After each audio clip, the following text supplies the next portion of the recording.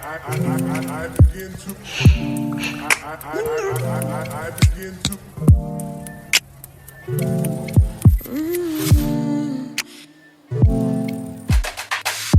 Hi hello ನಮಸ್ಕಾರ. ಎಲ್ಲರೂ ಹೇಗಿದ್ದೀರಾ? ಎಲ್ಲರೂ ಚೆನ್ನಾಗಿದ್ದೀರಾ ಅಂತ ಅಂದ್ಕೊಳ್ತೀನಿ. ಸೊ ನಾನು ಕೂಡ ತುಂಬಾ ಚೆನ್ನಾಗಿದ್ದೀನಿ.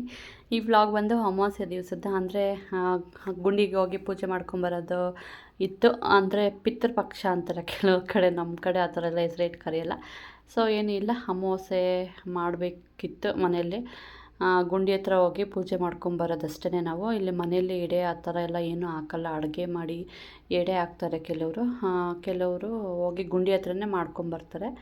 ನಾನು ಈ ಸಲ ಇಲ್ಲೇ ಮನೆಯಲ್ಲೇ ಮಾಡೋಣ ಅಂದರೆ ಏನೋ ಫೋಟೋ, ಅಂದರೆ ಈ ಫೋಟೋ ಇಡಬೇಕು ಅಂದರೆ ನಮ್ಮ ಮನೇಲಿ 11 ಜನ ಏನೋ ತೀರೋಗಿದ್ದಾರೆ. 11 ಜನದ್ದು ಫೋಟೋ ಇಟ್ಟು ಮಾಡೋಕ್ಕಾಗಲ್ಲ.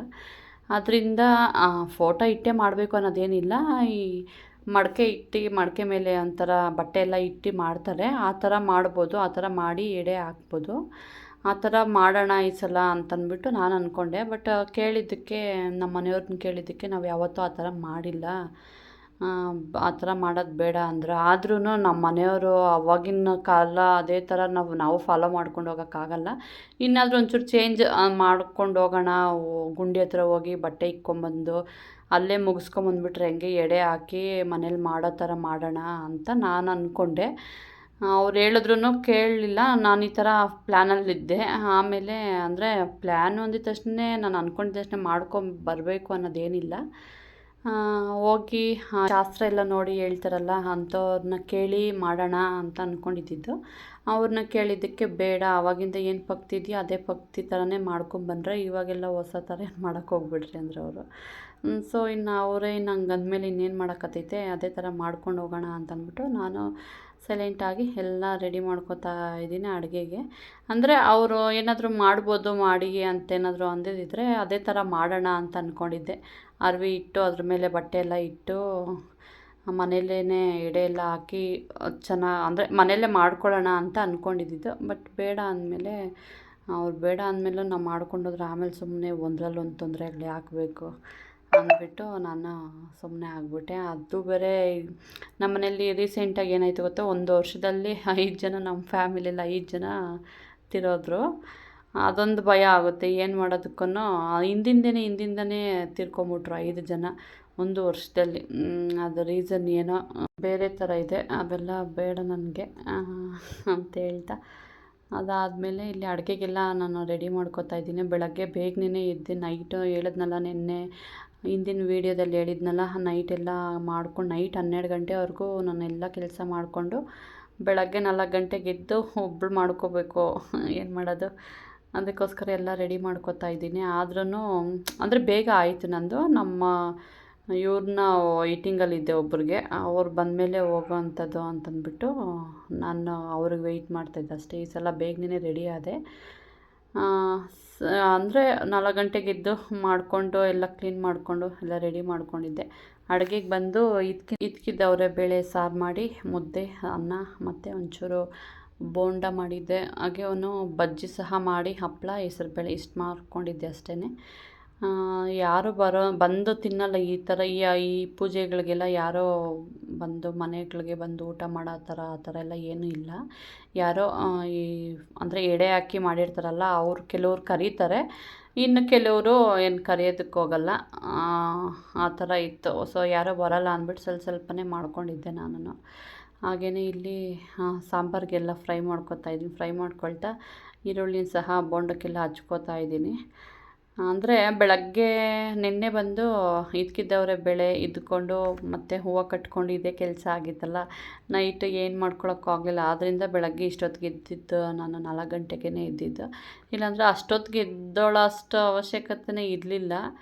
ಆದರೂ ಏನು ಮಾಡೋದು, 12 ಗಂಟೆ ಒಳಗಡೆ ಪೂಜೆ ಮಾಡ್ಕೊಂಬಂದ್ಬಿಡ್ಬೇಕು ಅಂತಿತ್ತು. 12 ಗಂಟೆ ಮೇಲೆ ಮಾಡಿದ್ರೆ ಏನು, ಕೆಲವರು ಅವತ್ತೆಲ್ಲ ಹಬ್ಬನೇ, ಯಾವಾಗ ಮಾಡಿದ್ರೂ ನಡೆಯುತ್ತೆ ಅಂತ ಕೆಲವರು. ನನ್ನಿದು ಏನಪ್ಪ ಅಂದರೆ 12 ಗಂಟೆ ಒಳಗಡೆ ಮಾಡ್ಕೊಂಬಂದುಬಿಟ್ರೆ ಒಂಥರ ಸರಿ. ಅಂದರೆ ಇವಾಗ ಯಾರಾದರೂ ತೀರ್ಕೊಂಡಿದ್ರೆ, ಅಂದರೆ ಏನಾದರೂ 3 ದಿವಸದ ಹಾಲು ಎಲ್ಲ ಯಾವ ಥರ ಅಂದರೆ 12 ಗಂಟೆ ಒಳಗಡೆನೇ ಅಲ್ವಾ ಹಾಕೋದು. ಅವರೇನಾದರೂ ತಿನ್ನಲ್ಲ, ಸತ್ತ ಮೇಲೆ ಯಾರು ತಿಂತಾರೆ, ಯಾರೂ ತಿನ್ನಲ್ಲ. ಎಡೆ ಹಾಕೋ ಥರ ಇದ್ದರೆ ಅಷ್ಟೊತ್ತಿಗೆ ಅಲ್ಲ ಹಾಕೋದು. ನಾವು ತಿಂಡಿ ಗಿಂಡಿ ಎಲ್ಲ ಎತ್ಕೊಂಡು ಹೋಗಿದ್ವಿ. 12 ಗಂಟೆ ಒಳಗಡೆ ಮಾಡ್ಕೊಂಬಂದ್ಬಿಡೋಣ ಅಂತಂದ್ಬಿಟ್ಟು ನಾನು ಅಂದ್ಕೊಂಡಿದ್ದು. ಸೊ 12 ಗಂಟೆ ಒಳಗಡೆ ಮಾಡಿಕೊಂಡು ಮನೆಗೆ 1 ಗಂಟೆ ಆಯಿತು ಬರಲಿಕ್ಕೆ. ಸೊ ಎಲ್ಲ ರೆಡಿ ಮಾಡ್ಕೊಂಡು ಇಟ್ಕೊಂಡಿದ್ದೀನಿ 4 ಬ್ಯಾಗ್ ತಗೊಂಡು. ಅಂದರೆ 11 ಜನಕ್ಕೂ ಬಟ್ಟೆ ಇಡಬೇಕು. ಬಟ್ಟೆನೇ 2 ಬ್ಯಾಗು ಇದ್ದಾವೆ. ಇನ್ನೆಲ್ಲ ಫ್ರೂಟ್ಸು, ತೆಂಗಿನಕಾಯಿ, 11 ತೆಂಗಿನಕಾಯಿ, ಅದಕ್ಕೋಸ್ಕರ ಸ್ವಲ್ಪ ಲಗೇಜ್ ಜಾಸ್ತಿ ಕಾಣಿಸುತ್ತೆ. ಸೊ ಎಷ್ಟೇ ಬೇಗ ಎದ್ದು ಮಾಡ್ಕೊಂಡೋಗಿ ಮಾಡ್ಕೊಂಬಂದ್ರೂ ಈ ಜನಗಳು ಕೆಲವರು ಏನಂತ ಅನ್ಕೊತಾರೆ ಗೊತ್ತಾ, ಅಂದರೆ ಒಂದೊಂದು ಮನೆಯವರು ಪ್ರತಿಯೊಬ್ಬರು ಮಾಡೋ ಥರ ಇದ್ದರೆ ಇದೇ ಥರ ಇಷ್ಟು ಬಟ್ಟೆನೇ ಇಟ್ಟು ಮಾಡ್ಕೊಂಬರೋದು. ಡಿವೈಡ್ ಅಂದರೆ ಒಬ್ಬೊಬ್ಬರು ಮನೇಲಿ ಇಷ್ಟಿಷ್ಟು ಬಟ್ಟೆ ಇಟ್ಟು ಮಾಡ್ಕೊಂಬರ್ಬೇಕಲ್ಲ, ಅದಕ್ಕೆ ಬಟ್ಟೆ ಎಲ್ಲ ತೊಗೊಂಡೋಗಿ ಮಾಡ್ಕೊಂಬರೋಕ್ಕೆ ಅಂತ ಹೋಗ್ತಾ ಇದ್ದರೆ ಕೆಲವರು ಅಂದ್ಕೊಂಡ್ರಂತೆ ಬದುಕಿದ್ದಾಗ ಯಾರೂ ಮಾಡಲಿಲ್ಲ, ಯಾರೂ ನೋಡಲಿಲ್ಲ. ಇವಾಗ ನೋಡು ಬ್ಯಾಗುಗಳು ಬಕೆಟ್ ಎತ್ಕೊಂಡೋಗಿ ಪೂಜೆ ಮಾಡ್ಕೊಂಬರ್ತಾರೆ. ಎಷ್ಟು ಮಾಡಿದ್ರೆ ಏನು ಇವಾಗೇನು ಬರ್ತಾರಾ ಅಂತ ಅಂದ್ಕೊಂಡ್ರಂತೆ ಜನಗಳು. ಅದು ಎಲ್ಲೋ ಬೇಜಾರಾಯಿತು. ಎಷ್ಟು ಮಾಡಿದ್ರೆ ಏನೋ ಈ ಜನಗಳ ಕಥೆನೇ ಇಷ್ಟು. ಮಾಡಿದ್ರೂ ತಪ್ಪೇ, ಮಾಡದೇ ಇದ್ದರೂ ತಪ್ಪೇ, ಬೇಜಾರು ಈ ಮಾತು. ಒಟ್ಟಿನಲ್ಲಿ ಈ ಮಾತು ಎಲ್ಲೋ ನನಗೂ ಒಂದು ಕಡೆ ನಿಜ ಅನಿಸುತ್ತೆ. ನಿಜವಾಗ್ಲೂ ನನಗೂ ಎಲ್ಲೋ ಒಂದು ಕಡೆ, ಯಾಕಂದರೆ ಯಾರು ಮುಂಚೆ ಹೆಂಗೆ ಏನೋ ಗೊತ್ತಿಲ್ಲ. ಇತ್ತೀಚೆಗೆ ಒಂದು ಅಜ್ಜಿ ತೀರ್ಕೊಂತಂದರೆ ನಮ್ಮ ಯಜಮಾನ್ರು ದೊಡ್ಡಮ್ಮ ಅಂದರೆ ದೊಡ್ಡತ್ತೆ ಆಗಬೇಕು. ಅವರು ರೀಸೆಂಟಾಗಿ ತೀರ್ಕೊಂಡ್ರು. ಅವರೇನು ಊಟ ಇಲ್ಲದೆ ಏನು ತೀರ್ಕೊಳ್ಳಿಲ್ಲ. ಅವರು ಪಾಪ ಹಿಂಗೆ ಯೋಚನೆ ಮಾಡಿ ಅವರು ತೀರ್ಕೊಂಡಿದ್ದಂಥದ್ದು. ಅದು ಬೇರೆ ಬಿ ಪಿನೂ ಅವ್ರಿಗೆ ಕಂಟ್ರೋಲ್ ಸಿಗಲಿಲ್ಲ, ಏರುಪೇರು ಆಗ್ತಾಯಿತ್ತು. ಆದ್ದರಿಂದ ಅದು ಬೇರೆ ಕಾಲು ಮಂಡಿ ನೋವು ಜಾಸ್ತಿ ಅವ್ರಿಗೆ. ಅದು ಮೆಡಿಷನ್ ತೊಗೊತಾಯಿದ್ರು. ಬಿ ಪಿ ಏರುಪೇರಾಗಿ ಸ್ವಲ್ಪ ಟೆನ್ಷನ್ ತೊಗೊಂಡು ಅವ್ರಿಗೆ ಈ ಥರ ಹುಷಾರಿಲ್ಲದ ಆಗಿ ಅವ್ರು ತೀರ್ಕೊಂಡ್ರು. ಈ ಜನಗಳೇನು ಅಂದ್ಕೊಂಡ್ರು ಗೊತ್ತಾ, ಅಂದರೆ ಮುಂಚೆ ಫಸ್ಟ್ ಎಲ್ಲ ಜೊತೆಗಿದ್ವಿ, ಡಿವೈಡ್ ಆದಮೇಲೆ ಯಾರೂ ನೋಡಲಿಲ್ಲ ಅಂತ ಅಜ್ಜಿಗೆ ಕೊರಗಿತ್ತು ಅಷ್ಟೇ ಮನಸ್ಸಲ್ಲಿ. ಆ ಕೊರಗಿ ಒಂದು ಸ್ವಲ್ಪ ಅವರು ತೀರ್ಕೊಂಡಿದ್ದು ಅಂತ ಹೇಳೋದಕ್ಕೆ ಊಟ ಇಲ್ಲದೆ ಏನಿಲ್ಲ, ನಾವು ಮಾಡ್ಕೊಂಡೋಗಿ ಬೇರೆ ಬಂದಮೇಲೆ ನಾವು ಮಾಡ್ಕೊಂಡೋಗಿ ಇಡ್ತಾಯಿದ್ವಿ. ಏನೋ ಸ್ವಲ್ಪ ಕಾರಣದಿಂದ ಮರ್ಯಾದೆ ಸಿಗಲಿಲ್ಲ ನಮಗೆ ಅಂತ ಅನ್ನೋದಕ್ಕಿಂತ ನನಗೇನೆ ಎಷ್ಟು ಮಾಡಿದ್ರೂ ಒಂಥರ ಹಿಂದೆ ಮುಂದೆ ಮಾತಾಡ್ಕೋತಾಯಿದ್ರು. ಅದರಿಂದ ಯಾಕೆ ಈ ಥರ ಡೈರೆಕ್ಟಾಗೆ ಕೇಳಿದೆ, ಯಾಕೆ ಈ ಥರ ಮಾತಾಡ್ಕೋತೀರಾ ಹಾಗೆ ಹೀಗೆ ಅಂತಂದ್ಬಿಟ್ಟು ಸ್ವಲ್ಪ ಜಗಳ ಆಗಿ ನಾನು ಹೋಗೋದು ಬಿಟ್ಟೆ ಆ ಕಡೆ. ಅವರು ಬರೋದು ಬಿಟ್ಬಿಟ್ರು.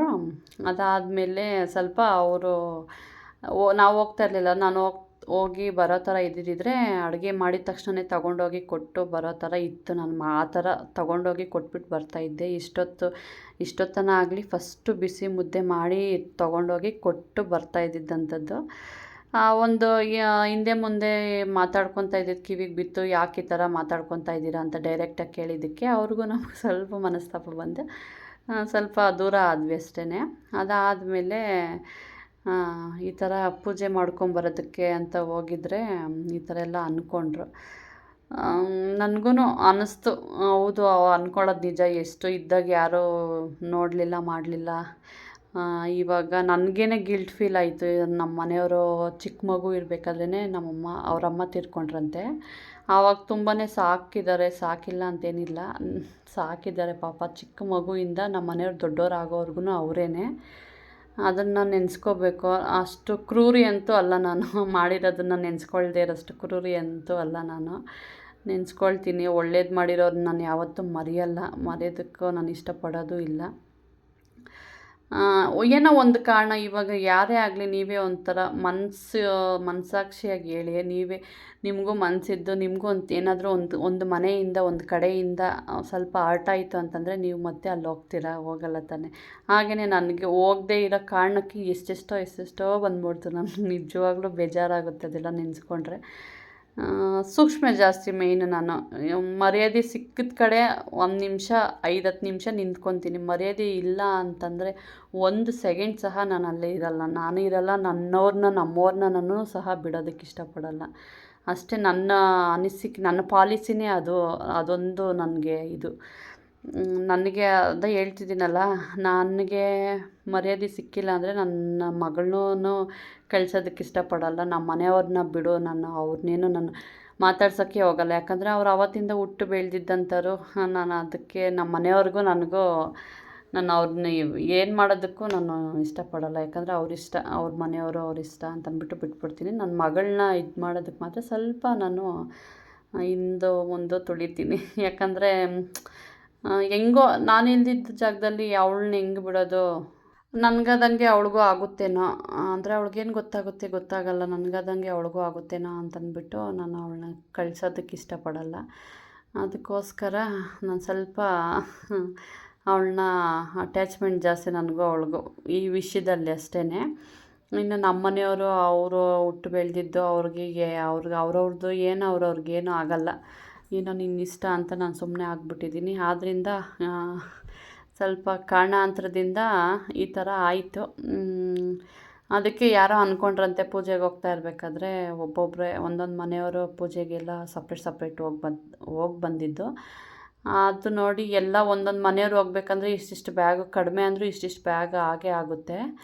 ಸಿಂಪಲ್ಲಾಗಿ ಹೋಗ್ಬೇಕು ಅಂದರೂ ಇಷ್ಟು ಆಗೇ ಆಗುತ್ತೆ ಎತ್ಕೊಂಡು ಹೋಗೋದು. ಈ ಬ್ಯಾಗುಗಳೆಲ್ಲ ನೋಡಿಬಿಟ್ಟು ಆ ಥರ ಅಂದ್ರಂತೆ, ಎಷ್ಟು ಇದು ಮಾಡಿದ್ರೆ ಏನೋ, ಈ ಥರ ಇದ್ದಾಗ ನೋಡಲಿಲ್ಲ, ಇಲ್ದಿದ್ದಾಗ ಏನೋ ಇದ್ದು ಬರ್ತಾರೆ ಇಷ್ಟೆಲ್ಲ ಮಾಡ್ಕೊಂಬಂದ್ರೆ ಅಂತಂದ್ರಂತೆ. ಅದಕ್ಕೋಸ್ಕರ ಬೇಜಾರಾಗಿ ಹೇಳ್ತಾಯಿದ್ದೀನಿ ಅಷ್ಟೇ. ಒಟ್ಟಿನಲ್ಲಿ ನನಗೇನೆ ಹಬ್ಬದ ದಿವಸ ಅಂತಲ್ಲ, ಹಬ್ಬದ ಹಿಂದಿನ ದಿವಸ 2 ದಿವಸದಿಂದ ನನಗೂ ಇದೇ ಗಿಲ್ಟ್ ಫೀಲ್ ಆಗ್ತಾಯಿತ್ತು. ಹೌದು, ಅದೇನೋ ನಿಜನೇ. ಅಂದರೆ ವ್ಯಾಲ್ಯೂ ಗೊತ್ತಾಯಿತು ಆ ಅಜ್ಜಿದು. ನೋಡು, ಇದ್ದಾಗ ನಾನು ಆ ಒಂದು ಕೋಪದಿಂದ ನಾನು ಹೋಗೋಕ್ಕಾಗಿಲ್ಲ. ಪಾಪ ಈಗ ಏನು ಬಂತು, ಒಟ್ಟಿನಲ್ಲಿ ಊಟದ ವಿಷಯದಲ್ಲಿ ಮಾತ್ರ ಯಾವುದೇ ಥರ ಅಜ್ಜಿಗೆ ಊಟ ಇಲ್ಲದೆ ಆ ಥರ ಆದರೂ ಅನ್ನೋದಿಲ್ಲ.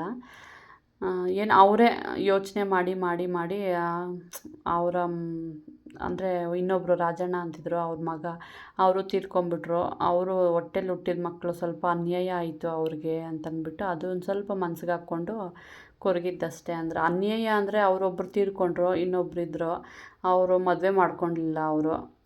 ನೋಡು, ಇವಾಗ ನಾನಿರೋವರೆಗೂ ಅಷ್ಟೇ ಅವ್ರಿಗೆ, ನಾನು ಹೋದ್ಮೇಲೆ ಇನ್ಯಾರು ನೋಡ್ತಾರೆ ಅವರನ್ನು ಅಂತಂದ್ಬಿಟ್ಟು ಇದೇ ಯೋಚನೆಯಲ್ಲಿ ಅವ್ರು ಸ್ವಲ್ಪ ಮನ್ಸು ಕೆಡ್ಸ್ಕೊಂಡಿದ್ರು ಅಷ್ಟೇ. ಆದ್ದರಿಂದ ಈ ಥರ ಎಲ್ಲ ಆಯಿತು, ಏನೇನೋ ಆಯಿತು.